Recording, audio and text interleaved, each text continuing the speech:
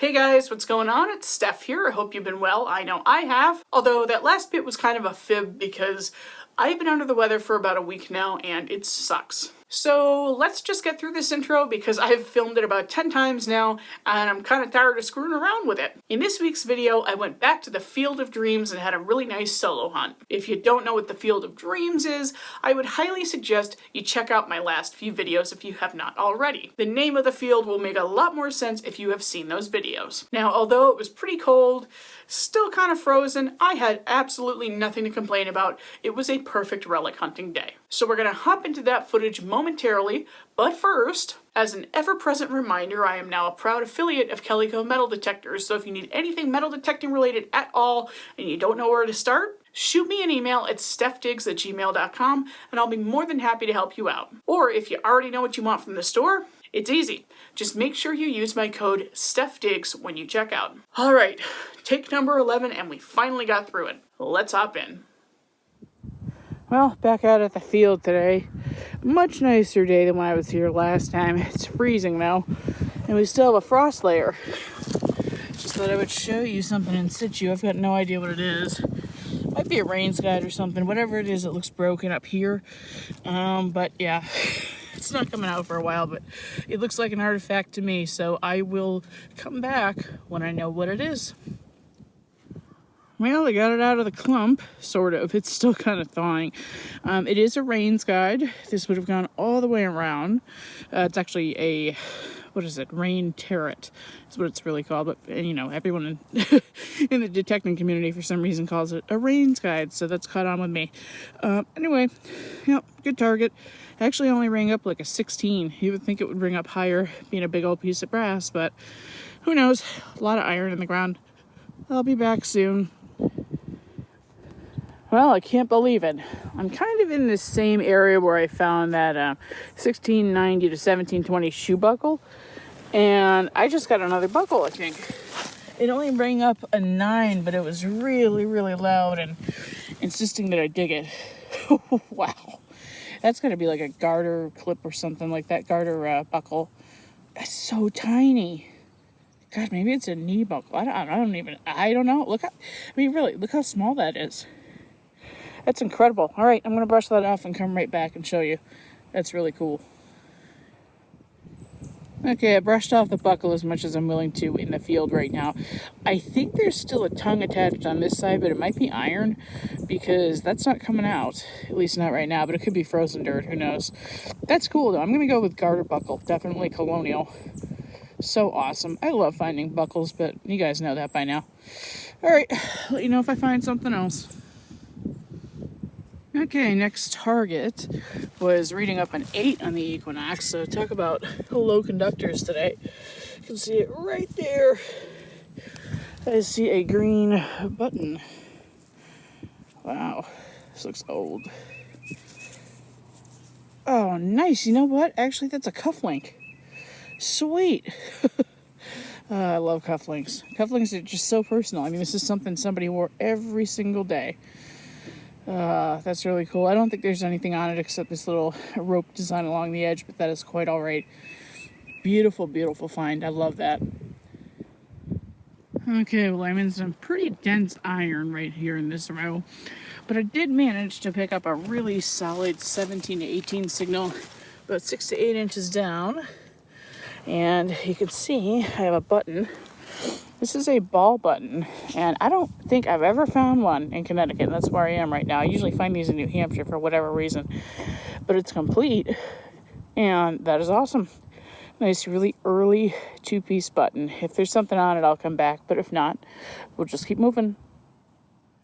Well, I guess it's just going to be a day of low conductors. Got a 9 signal. I was reading 8 inches down, but because it was sounding so small, I knew it was a little bit shallower. And I found it over here. Yeah, let me see. I have either a furniture tack or a button. Oh, it's a furniture tack. So these are actually Colonial era. Yeah, I think that's what I've got there. Cool. Not a huge thing to write home about, but still targets out here, so that's encouraging. Alright, so this is kind of funny, not funny, because I almost really hurt myself. So I was over there digging a signal, piece of junk, and for whatever reason, even though, you know, I dig on my knees, usually when I'm pinpointing something, I kind of just rolled back and avoided these somehow. Didn't dislocate my knee, which happens actually a lot. And I tripped over a signal. I literally heard something on the machine, and I dug it. So, looks like we have a good-sized button in there. Bring up an 18. And looks pretty plain. There might be something on there. Let me see. Can we reel it together? Yeah, looks like there might be something on there. I'll brush it off and come right back. Well, if I hold it in the sun just right, you can see kind of a flower pattern in the middle, at least I think. No back marks, so I'm sure this is Colonial. Looks like late 1700s based on the shank. Beautiful. All right, I'm going to fill in my holes now. Don't do that when you're in a field. It's just rude. You don't want someone else to trip. So, got to fill your holes. And then I move on. I think I'm going to stay in this row that I literally fell into. Could be a sign. Never ever dismiss the signs. Well, I've been waiting for this signal for half the day. I got a really screaming like 29 to 31 signal. And you can see in the sidewall there, I do believe we have a copper.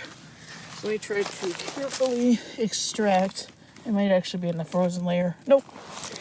Well, it kind of was, but what are you? I think you are a KG2. Yeah. Hey, that's not in bad shape for coming out of a farm field. It looks a little different than the other ones I've dug. Maybe it's a... no? Huh. Cool. I will take that all day long. Yeah. And it almost looks like somebody was starting to make like a half penny out of it. I mean, well, this is a half penny, but I can't recall if they actually used these as full pennies or half pennies in the colonies back in the day. I don't know, but it looks like somebody was about to cut this up either into a half penny or a farthing, whatever the denomination would have been. That's awesome. It's really pretty and it looks really odd. So let me brush that off. I'll come right back. Well, I have to say, farm field copper does not get much better than that.